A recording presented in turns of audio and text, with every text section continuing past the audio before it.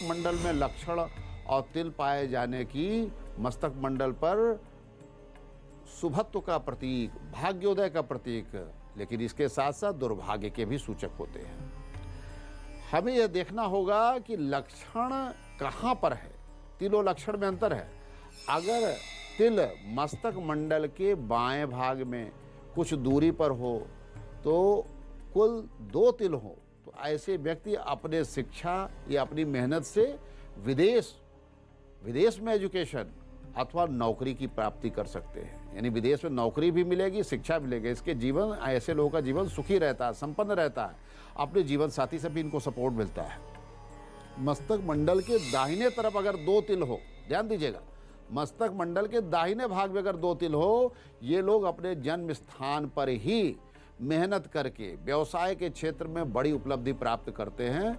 और ऐसे लोग बड़े मेहनती लोग होते हैं, मेहनत से कभी पीछे नहीं भागते हैं और अपने मेहनत से बड़ी बड़ी उपलब्धियां प्राप्त करते हैं। वही अगर सेंटर में यानी केंद्र में अगर 2 तिल है और आसपास है तो ऐसे व्यक्ति बड़े अनिश्चित दिमाग के होते हैं, बड़े प्रेमी स्वभाव के होते हैं। प्रायः प्रेम और भावना में जीवन में उपलब्धि इनको जरूर मिलती है। अगर इनको कोई प्रेम या भावना में नुकसान पहुंचाता है तो कभी कभी ये लोग आत्मघाती भी हो जाते हैं। ध्यान दीजिएगा। वही 2 तिल जोड़े में यानी जुड़े हुए हों तो ऐसे व्यक्ति माता पिता या अपने संबंधियों से अपार धन संपदा भाग्य स्वरूप प्राप्त करते हैं। पैतृक धन को बड़ा मिलता है या दूसरे पक्ष से भी मिलता है। इनके जीवन बहुत आसान होता है, राजा जैसा जीवन इनका बीतता है, कोई कमी नहीं रहती है।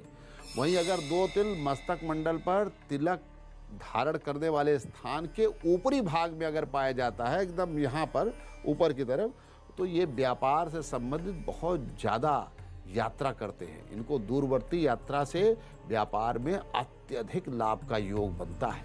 प्रायः विदेश से आदान प्रदान का व्यापार भी सफल होता है। और शुभ संयोग के अगले एपिसोड में हम जानेंगे मस्तक मंडल में छुपे हुए अद्भुत लक्षण, तिल और तमाम प्रकार के मांगलिक लक्षण जिनसे हमारे जीवन में बड़ी भाग्य परिवर्तन होता है। और साथ ही साथ हम अपने जीवन में कहाँ और किन लक्ष्यों की प्राप्ति करेंगे, ये सब जानेंगे। बात करेंगे 29 मई के महामंत्र की। यदि आप व्यवसाय के क्षेत्र में हैं या राजनीति के क्षेत्र में हैं और आप अपने मनोवांछित फल की प्राप्ति नहीं हो रही है, न धन मिल रहा है, न पद मिल रहा है, सफलता नहीं मिल रही है और बड़े बड़े राजनेता आपसे मिलते हैं लेकिन आपकी बात को नहीं सुनते। आप मुख्यमंत्री से मिल रहे हैं, कैबिनेट मिनिस्टर से मिल रहे हैं, लेकिन वो बसीभूत नहीं हो रहे हैं, आपकी बात को भी नहीं सुन रहे हैं। आपको पद प्रतिष्ठा लाभ मिले, उसमें किसी भी प्रकार का व्यावसायिक लाभ हो, तो एक लाइन में यही कहेंगे कि आप उनका वशीकरण कैसे करें। मंत्र प्रयोग के समय त्रिपुर सुंदरी देवी की फोटो ले लीजिए, उनका ध्यान कीजिए, उनका स्मरण कीजिए, उनके ऊपर फूल माला चढ़ा दीजिए, टीका लगा दीजिए, श्रृंगार कर दीजिए, भोग लगाइए। पंचमेवे का, मिश्री का या पंचफल का या पायस का भोग लगा सकते हैं। तो त्रिपुर सुंदरी देवी का भव्य श्रृंगार और भोग लगाने के बाद हाथ में आप जल अक्षत पुष्प ले लीजिए।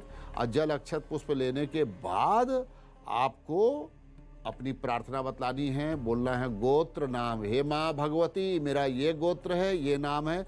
अपनी प्रार्थना, अपना उद्देश्य बताइए। उसके बाद आपको मंत्र जाप करना। मंत्र जाप कैसे करना है, क्या सावधानी बरतनी है, बड़े ध्यानपूर्वक सुनिएगा मेरा उच्चारण।